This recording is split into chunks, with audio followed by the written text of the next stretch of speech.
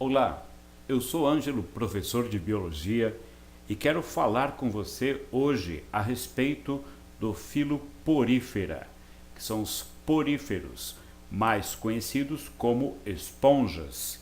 Ok, esse filo é muito interessante e revela algumas surpresas, né, devido à sua simplicidade.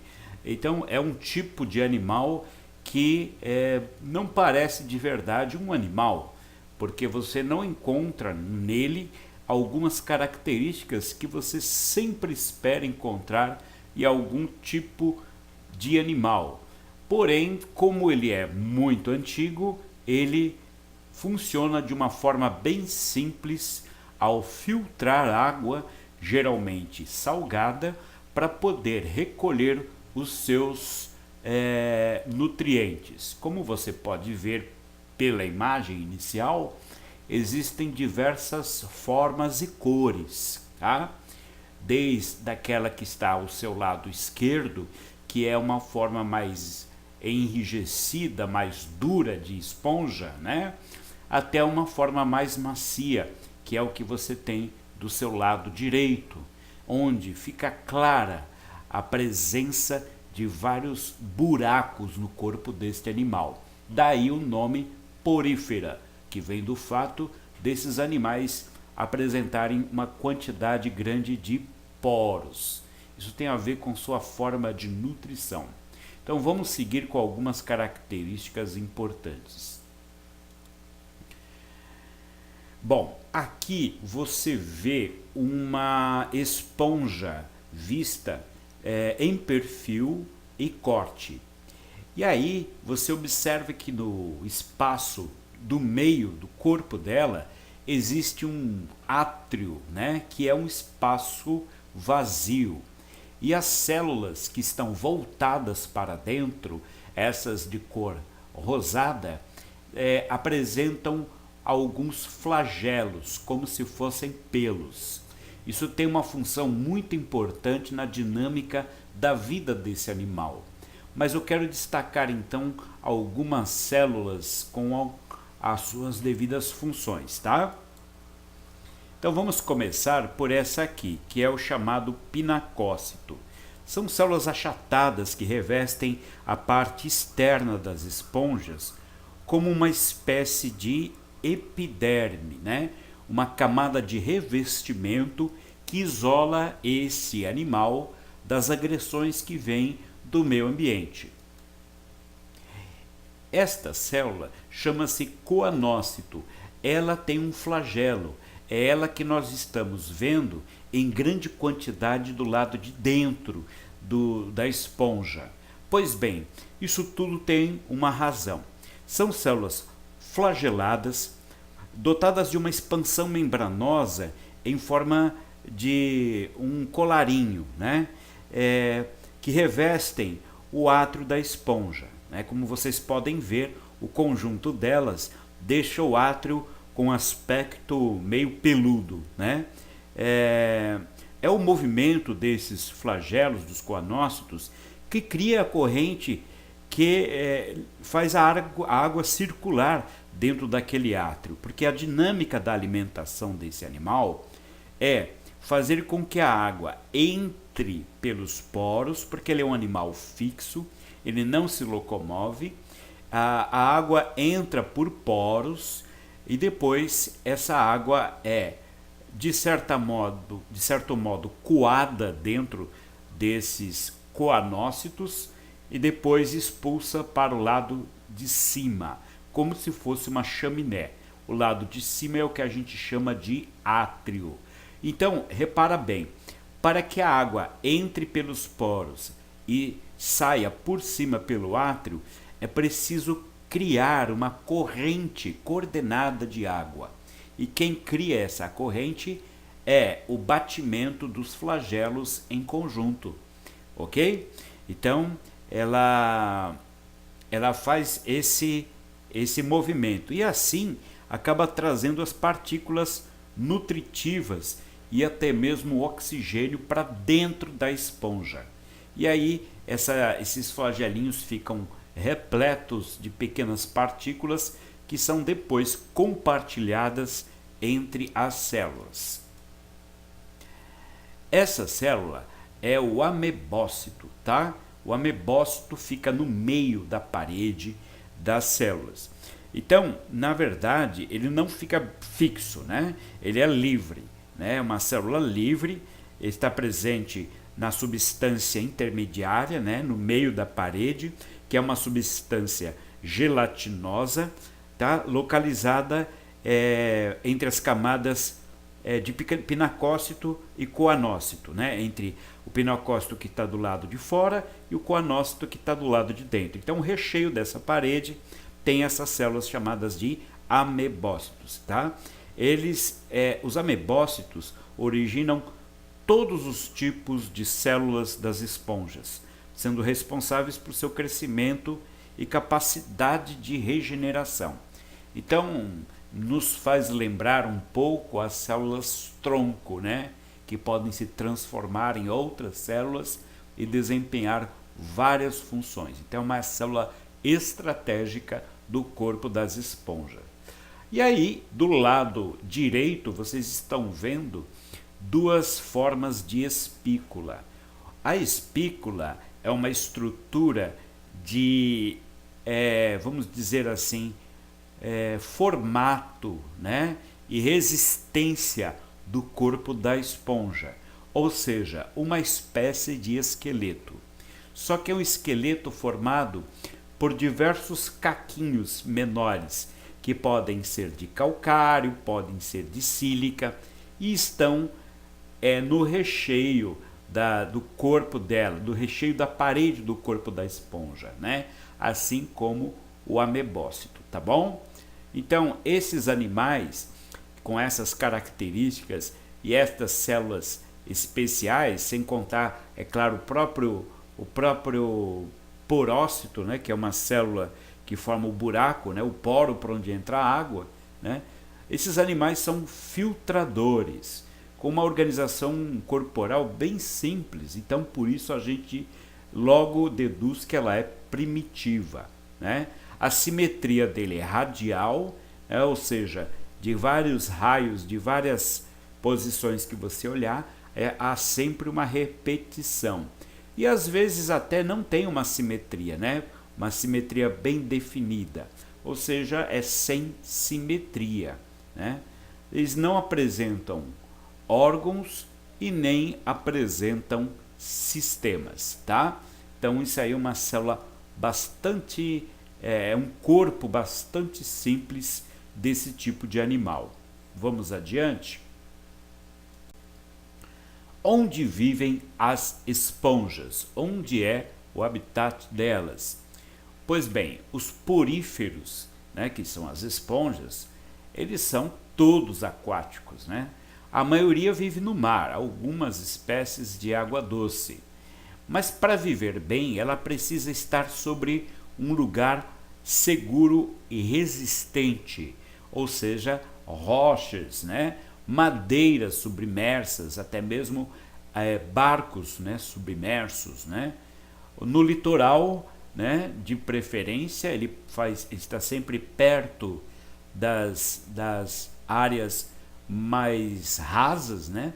Onde entra uma boa claridade, e também em regiões tropicais e também subtropicais. Isso favorece muito o desenvolvimento desse tipo de ser vivo. A classificação desses animais, ele é feito de acordo com os elementos de sustentação esquelética que ele tem, que é o caso que eu falei antes, né, das espículas. Então, por causa disso, ele é dividido em 3 classes, né, respeitando, né, os elementos de sustentação esquelética. Tá? Tem uma classe chamada de calcárea ou calcária, né, que reúne representantes com espícula feitas de calcário, né? Obviamente, é o caso dessa imagem que está aparecendo aí, com um tom meio salmão. Então, cheia de átrios, né? De ósculos como se fossem chaminés. Então isso é um tipo de esponja, tá? Então isso aí tem espículas calcárias nesse caso. O outro caso, vamos ver. Muito bem. Essa classe, né, Hexactinelidea ou Hexactinelida, ela tem uma característica importante, que a espícula não é de calcário, a espícula é de sílica. São espículas silicosas, tá? Essa figura alaranjada que você vê aí em primeiro plano. Então isso aí faz parte de uma outra classe, então, desse tipo de ser vivo. Então já é uma outra categoria, porque é um outro tipo de material que forma a tal espícula. Esta é uma outra classe, né? Desmospongiae, né? Então essa classe, ela pode ter representantes sem nenhum elemento esquelético, que é o que a gente usa, por exemplo, né, na forma mais natural das esponjas de banho, né, que é uma estratégia, é uma prática muito antiga da humanidade, usar esse tipo de esponja para tomar banho. Como ela não tem espícula, então ela não machuca, né? Porque a espícula é uma pecinha pequena e dura, né? E às vezes pontiaguda, então pode ferir a pessoa, né? Machucar a pele. Sem espícula não tem problema, é a esponja do banho, né? Ou com espículas silicosas ou com fibras de espongina. A espongina é uma fibra macia, então ela tem aí a característica de ser usada para o banho. Então a espongina ou espículas silicosas, tá? Aí na imagem vocês estão vendo o tamanho que pode chegar esse tipo de esponja. Então vocês vejam o ósculo, que é aquela abertura superior, como é grande, né? Inclusive dá para perceber mais ou menos, né, pela posição de um mergulhador que está passando ali por perto. Bom, aqui vamos falar de algumas características físicas e de funcionamento do corpo, que são os dados de anatomia e de fisiologia. É aí que está, vamos dizer assim, o que há de especial nesse ser vivo. Por quê? Se você imaginar que todo ser vivo tem sistemas, né, como digestivo, circulatório, excretor, nervoso, você vai se surpreender com as esponjas. Poxa, mas como é que um animal pode ser de verdade se ele não tem esses sistemas? Pois é, daí a característica de animal antigo, né? Por exemplo, o sistema digestivo é ausente, né? Ou seja, se o alimento é capturado pequeno, porque é capturado ao filtrar a água do mar, não há necessidade de fazer digestão. Daí a ausência de um sistema digestório, com estômago, etc. e tal. Então, o alimento capturado por fagocitose, dos coanócitos, né? Tem aquele colarinho por onde ele fagocita, né? E esses coanócitos são os responsáveis pela entrada da partícula dentro da parede da esponja, onde ele vai fazer a sua digestão, que é intracelular, e vai repassar pedaços, fragmentos ou restos dessa alimentação para as outras células vizinhas. Então as células, elas têm a capacidade de fazer uma digestão independente, então não precisa de um sistema digestório extracelular, ela faz diretamente na célula, então é intracelular, dentro da célula.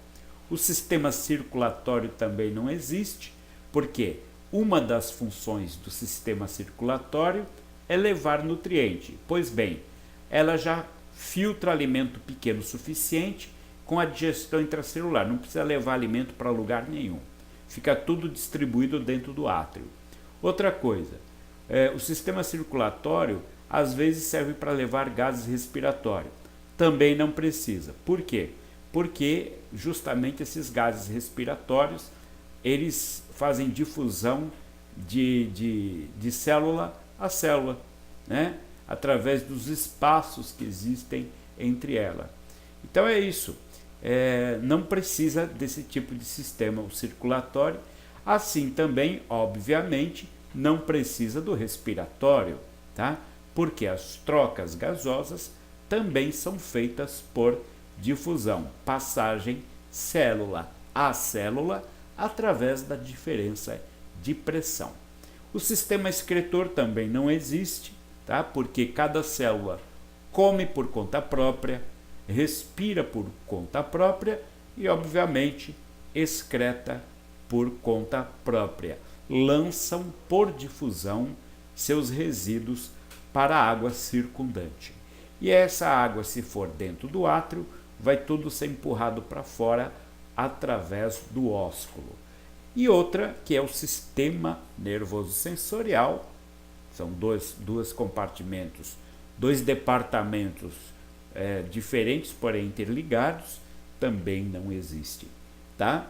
Um animal que não se locomove, um animal fixo, ele pode reagir às hostilidades do meio ambiente através de reações químicas, não necessariamente de neurônios, como outros animais apresentam, certo? Então, isso são características específicas dele. No caso da reprodução, né, que não podemos deixar de falar de reprodução, ela é assexuada por fragmentação e brotamento. Fragmentação é quando um pedaço da esponja se quebra do corpo da adulta, esse pedaço se regenera a tal ponto que ele vira uma esponjinha e depois um esponjão. Brotamento é quando você tem uma esponja principal adulta e nasce um brotinho dele de um dos lados, etc., e se desenvolve numa outra esponja, fazendo aqueles cachos, né, de esponjas que a gente vê por aí. E também pode ser sexuada com desenvolvimento indireto. O que é um desenvolvimento indireto? Ele não nasce do jeito que vai ser adulto. Nasce uma larva e anfiblástula, tá? Então existe uma transformação, inclusive porque quando é larva há a necessidade da larvinha nadar um pouco, se distanciar da adulta, escolhendo um lugar apropriado para poder se reproduzir. Então essa larva anfiblástula, ela vai nadando com cílios, né? São células ciliadas, até encontrar um outro lugar, de preferência distante da esponja-mãe. Então essas são características gerais que a gente encontra nesse tipo de ser vivo, tá? Obrigado pela atenção de vocês, espero que tenha sido útil e até uma próxima aula. Tchau!